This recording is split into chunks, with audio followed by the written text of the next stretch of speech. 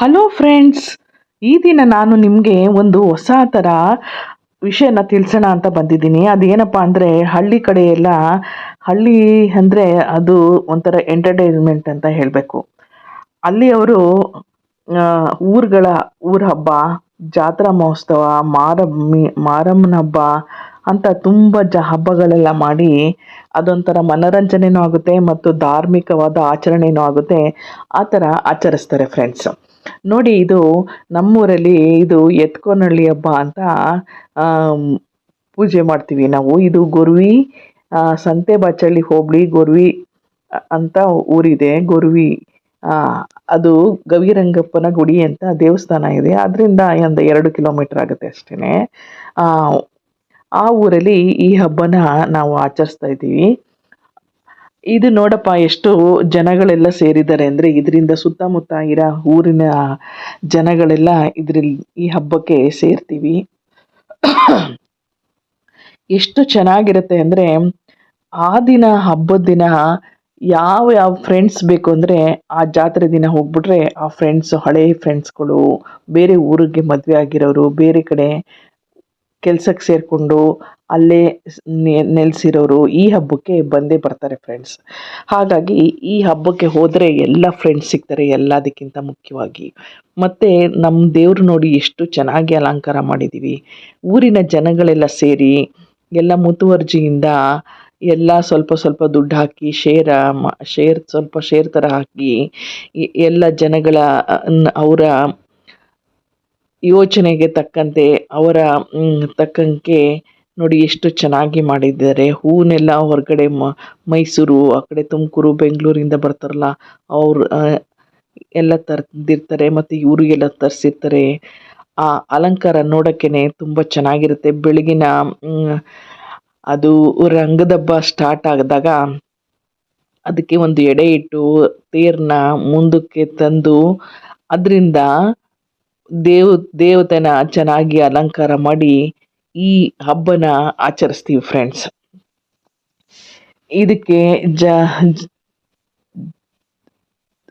ರಥೋತ್ಸವ ಮೆರವಣಿಗೆ ಮಾಡಿ ಮತ್ತು ಎಡೆ ಇಟ್ಟು ಎಲ್ಲ ಮಾಡ್ತಾರೆ. ನೋಡಿ ಎಷ್ಟೊಂದು ಜನ ಸೇರಿದ್ದಾರೆ.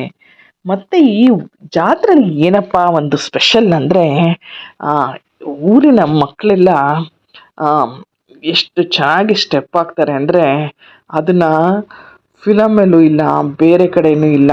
ಎಂತೆಂಥ ದೊಡ್ಡ ಸಿಟಿಲೂ ಪ್ರಾಕ್ಟೀಸ್ ಮಾಡಿ ಕಲ್ತಿರಲ್ಲ ಅಷ್ಟು ಚೆನ್ನಾಗಿ ನಮ್ಮೂರಿನ ಜನರು ಸ್ಟೆಪ್ ಹಾಕ್ತಾರೆ. ಅದನ್ನು ತೋರಿಸ್ತೀನಿ ನೋಡಿ. ಈಗ ನಮ್ಮದು ಇದು ಊರಿನಲ್ಲಿ ದೇವಸ್ಥಾನದ ಮುಂದೆ ಅಲಂಕಾರ ನಡೀತಾ ಇದೆ.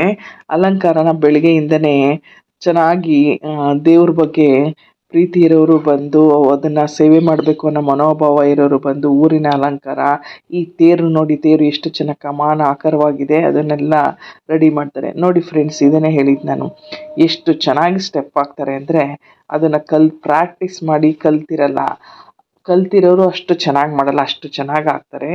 ಮತ್ತು ಇದಕ್ಕೆ ಕೊಳ್ಳಿ ಎಲ್ಲ ಇಟ್ಟು ದೇವ್ರಿಗೆ ಆರತಿ ತೆಗೆದು ಆರತಿ ಮಾಡಿ ಅದಕ್ಕೆ ದೃಷ್ಟಿ ನಿವುಳಿಸಿ ಎಲ್ಲ ಮಾಡ್ತಾರೆ ಫ್ರೆಂಡ್ಸ್. ಇದನ್ನೆಲ್ಲ ಇವರೆಲ್ಲ ಬಂದು ಹೊರಗಡೆಯಿಂದ ಬಂದು ಇದನ್ನೆಲ್ಲ ಕುಣಿತಾರೆ ರಂಗದ ಹಬ್ಬದಲ್ಲಿ. ಇವ್ರನ್ನ ಕರೆಸ್ತಾರೆ ಹೊರಗಡೆಯಿಂದ, ಅವರೆಲ್ಲ ಕುಣಿತಾರೆ.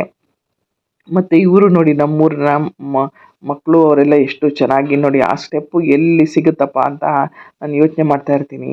ಇದನ್ನು ಒಂದು ಜುಂಬಾ ಕ್ಲಾಸ್ಗೆ ಹೋಗಲಿ, ಒಂದು ಇದು ಕ್ಲಾಸಿಕ್ ಡ್ಯಾನ್ಸ್ಗೆ ಹೋಗಲಿ, ಅಥವಾ ಎನಿವನ್ ಯಾವ ಕ್ಲಾಸ್ಗೆ ಹೋಗಿ ಕಲ್ತಿರಲ್ಲ ಇವರೆಲ್ಲ ನೋಡಿ ಮಾಡಿ ಪ್ರಾಕ್ಟೀಸ್ ಮಾಡ್ತಾ ಎಲ್ಲ ಅಭ್ಯಾಸ ಆಗುತ್ತಂತಲ್ಲ, ಅದು ನೋಡಿ ಎಷ್ಟು ಚೆನ್ನಾಗಿ ಸ್ಟೆಪ್ ಹಾಕ್ತಾರೆ. ಅದನ್ನಂತೂ ನನಗೆ ಆ ಜಾತ್ರೆಗೆ ಹೋದರೆ ನಾನು ಅದನ್ನೇ ಜಾಸ್ತಿ ನೋಡೋದು. ಎಷ್ಟು ಚೆನ್ನಾಗಿ ಕಲ್ತಿದ್ದಾರಪ್ಪ, ಎಷ್ಟು ಚೆನ್ನಾಗಿ ಪ್ರಾಕ್ಟೀಸ್ ಮಾಡಿ ಹಾಕ್ತಾ ಇದ್ದಾರೆ ಸ್ಟೆಪ್ನ ಅಂತ ನೋಡ್ತಾ ಇರ್ತೀನಿ. ಮತ್ತು ನಮ್ಮೂರದ್ದು ತೇರು ನೋಡಿ ಫ್ರೆಂಡ್ಸ್, ಎಷ್ಟು ಚೆನ್ನಾಗಿ ಇದೆ, ಎಷ್ಟು ಚೆನ್ನಾಗಿ ಅಲಂಕಾರ ಮಾಡಿದ್ದಾರೆ. ಆ ದೇವರು ಎದ್ದು ಬಂದು ನಮ್ಮ ಮುಂದೆನೇ ಬಂದು ನಿಂತಿದೆ. ನನಗೆ ನಾವೇನು ಹೊರಗೆ ಕೇಳ್ತಾಯಿದ್ರು ಕೊಡ್ತಾ ಇದೆ ನನಗೆ ಇದೆ ಫ್ರೆಂಡ್ಸ್.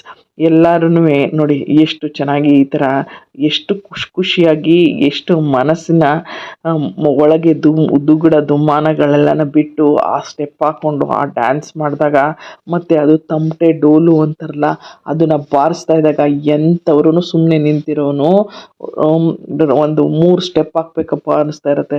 ಅಷ್ಟು ಚೆನ್ನಾಗಿರುತ್ತೆ ಫ್ರೆಂಡ್ಸ್. ಆ ಡೋಲು ಡಮರುಗ ಥರದ್ದು ಮತ್ತು ಏನಪ್ಪ ಅದಕ್ಕೆ ಅಂತಾರೆ ಅದ್ರದ್ದು ವರ್ಡ್ ಸರಿಯಾಗಿ ಗೊತ್ತಿಲ್ಲ ನನಗೆ.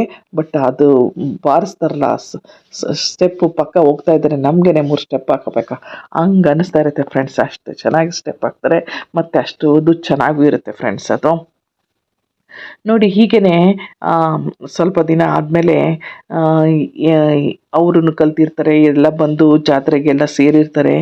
ನೋಡಿ ಇಲ್ಲೆಷ್ಟು ಚೆನ್ನಾಗಿ ಕಲ್ತಿರ್ತಾರೆ. ಈ ಹಬ್ಬದಲ್ಲಿ ಇದೊಂದು ಸ್ಪೆಷಾಲಿಟಿ ಅಂದರೆ ಇದರ ಒಂದು ಸ್ಟೆಪ್ ಹಾಕೋದು ಅವರುಗಳು ಒಂದು ಸ್ಟೆಪ್ಪೂ 1 ಇಂಚೂ ತಪ್ಪಿಸಲ್ಲ. ಅಷ್ಟು ಚೆನ್ನಾಗಿ ಕೋರೇಜ್ ಇದಕ್ಕೆ ಇರುತ್ತೆ ಅಂತಾರಲ್ಲ, ಹಾಗಾಗಿ ಅಷ್ಟು ಚೆನ್ನಾಗಿ ಮಾಡ್ತಾರೆ. ಇವರೆಲ್ಲ ನಮ್ಮ ಅಣ್ಣ ತಮ್ಮದಿರೇನೆ, ಅವರೆಲ್ಲನೂ ನೋಡಿ ಎಷ್ಟು ಚೆನ್ನಾಗಿ ಮಾಡ್ತಾಯಿದ್ದಾರೆ. ಮತ್ತು ಇದಕ್ಕೆ ಊರಿನ ಮುಖಂಡರುಗಳು ನಮ್ಮೂರಲ್ಲಿ ತುಂಬ ಜನ ಇದ್ದಾರೆ.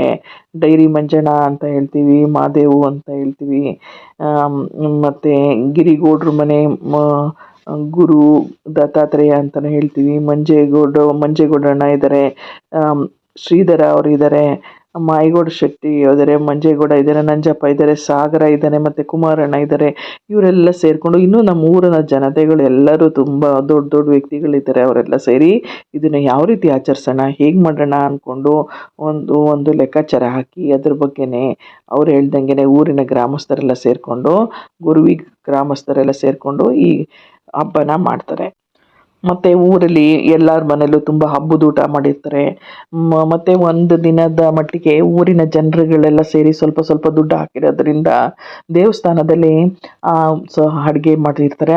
ಆ ದಿನ ಪ್ರಸಾದ ಎಲ್ಲ ಸ್ವೀಕರಿಸಿ ಆ ದೇವ್ರ ಹತ್ರನೇ ಎಲ್ಲ ಎಡೆ ಎಲ್ಲ ಇಟ್ಟು ದೇವ್ರಿಗೆ ಅರ್ಪಿಸಿ ಆಮೇಲೆ ಅದನ್ನು ಇವರು ಸ್ವೀಕರಿಸ್ತಾರೆ. ಅದನ್ನು ತುಂಬ ಜನ ಹೊರಗಡೆಯಿಂದ ಇರ್ತಾರಲ್ಲ ಅವ್ರುಗಳು ಎಲ್ಲ ಬಂದಿರ್ತಾರೆ.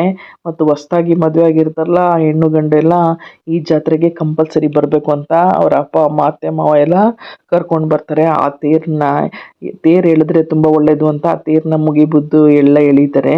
ಆದರೆ ತೇರು ಎಳಿಬೇಕಾದ್ರೆ ಅದು ಯಾವ ಥರನ ಬೇಗ ಹೊಟ್ಟೋದ್ರೆ ಅಂದ್ಬಿಟ್ಟು ಅದಕ್ಕೆ ಕೆಳಗಡೆ ಒಂದು ಕೊಂಟು ಹಾಕಿ ಅದನ್ನು ನಿಲ್ಲಿಸಿ ಅಲ್ಲಿ ಎಲ್ಲೆಲ್ಲಿ ಬೇಕು ಅಲ್ಲಿ ನಿಲ್ಲಿಸಿ ಅದನ್ನು ಪೂಜೆ ಮಾಡಿ ಯಾರ ಮನೆ ಹತ್ರ ಹೋಗಿ ನೋಡಿ ಇಲ್ಲಿ ಇವರು ನಮ್ಮ ಪಕ್ಕದ ಮನೆಯವ್ರ ಹತ್ರ ನಮ್ಮ ಚಿಕ್ಕ ಮಾವ ಅವ್ರ ಮನೆ ಹತ್ರನೇ ಹೋಗ್ತಾ ಇದೆ. ಅಲ್ಲೆಲ್ಲ ಹೋಗಿ ಎಲ್ಲ ಮಾಡಿ ಎಲ್ಲ ದೇವ್ರ ಹತ್ರನ ಎಲ್ಲ ಮಾಡ್ತಾರೆ. ಮತ್ತು ಇದು ಫ್ರೆಂಡ್ಸ್ ನಮ್ಮ ಈ ನಾವುಗಳು ಏನು ಮಾಡ್ತೀವಿ ಈಗಿನ ಓದ್ಸೋಕ್ಕೋ ಕೆಲಸಕ್ಕೋ ಅಂತ ನಾವು ಸಿಟಿಗೆ ಹೋಗಿ ಸೇರ್ಕೊಬಿಟ್ಟಾಗ ಈ ನಮ್ಮ ಮಕ್ಳಿಗೂ ಇದನ್ನೆಲ್ಲ ನಾವು ಕರ್ಕೊಂಡೋಗಿ ತೋರಿಸ್ಬೇಕು. ಮಕ್ಕಳನ್ನ ಚಿಕ್ಕರಲ್ಲಿ ಬರೀ ಓದಿಸ್ಬೇಕು ಅಂತ ಸ್ಕೂಲಿಗೆ ಕಳಿಸೋದು ಕರ್ಕೊಬರೋದು ಸ್ಕೂಲಿಗೆ ಕಳಿಸೋದು ಅನ್ನೋದ್ರಿಂದ ಸ್ವಲ್ಪ ಪ್ರಯೋಜನ ಕಮ್ಮಿ ಇದೆ.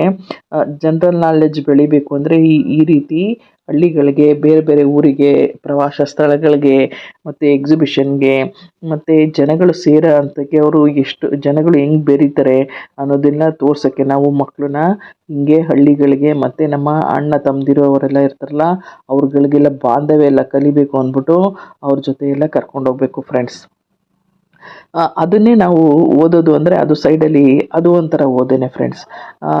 ಏನು 9th 8th ಗಂಟ ನಾವು ತುಂಬ ಚೆನ್ನಾಗಿ ಎಲ್ಲ ಬೆರೆಯೋದು, ಅವ್ರಿಗೆ ವ್ಯವಹಾರ ಜ್ಞಾನ ಕಲಿಸೋದು, ದೊಡ್ಡವ್ರನ್ನ ಗೌರವಿಸೋದು ಅದನ್ನೆಲ್ಲ ಫಸ್ಟ್ ಕಲಿಸ್ಬೇಕು. ದೇವ್ರ ಭಕ್ತಿ ಮತ್ತು 1-2 ಶ್ಲೋಕ ಹೇಳೋದು ಅದನ್ನೆಲ್ಲ ಕಲಿಸ್ಬೇಕು ಮಕ್ಕಳಿಗೆ. ಅದೇ ಮುಂದಕ್ಕೆ ಸ್ವಲ್ಪ ಯೂಸ್ ಆಗುತ್ತೆ. ಓದೋ ಟೈಮಲ್ಲಿ ಬೇರೆದನ್ನು ಆ ಟೈಮಲ್ಲಿ ಮಾತ್ರ ಓದಬೇಕು, ಇದನ್ನು ಅದ್ರ ಜೊತೆ ಕಲಿಸಿರ್ಬೇಕು.